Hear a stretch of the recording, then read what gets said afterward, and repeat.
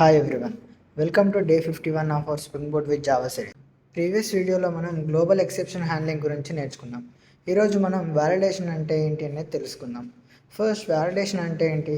సింపుల్గా చెప్పాలంటే యూజర్ పంపిన డేటా కరెక్ట్గా ఉందో లేదో చెక్ చేయడం, దాన్నే వ్యాలిడేషన్ అంటాం. సింపుల్ ఎగ్జాంపుల్తో చూద్దాం. సపోజ్ మన స్టూడెంట్ మేనేజ్మెంట్ సిస్టమ్ ఉంది అనుకుందాం. అందులో స్టూడెంట్ రిజిస్ట్రేషన్ ఫామ్ ఉందనుకోండి. స్టూడెంట్ నేమ్ ఎంటీగా ఉండకూడదు, ఏజ్ కరెక్ట్ రేంజ్లో ఉండాలి, ఈమెయిల్ కరెక్ట్ ఫార్మాట్లో ఉండాలి, మొబైల్ నెంబర్ కరెక్ట్గా ఉండాలి. ఇలాంటి రూల్స్ని చెక్ చేయడానికి వ్యాలిడేషన్ యూజ్ చేస్తాం. స్ప్రింగ్ బూట్లో వ్యాలిడేషన్ కోసం మనం కొన్ని అనోటేషన్స్ యూజ్ చేస్తాం. For example, @not null, @not blank, @size, email, @minimum, @max. ఇవి different types of validation rules కోసం యూజ్ చేస్తాం. For example, student name compulsory అనుకుంటే @not blank యూజ్ చేయొచ్చు. ఈమెయిల్ కరెక్ట్గా ఫార్మేట్లో ఉండాలనుకుంటే email యూజ్ చేయొచ్చు.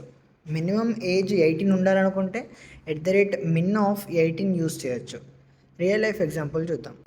మీరు ఆన్లైన్ అప్లికేషన్ ఫామ్ ఫిల్ చేస్తున్నారనుకోండి.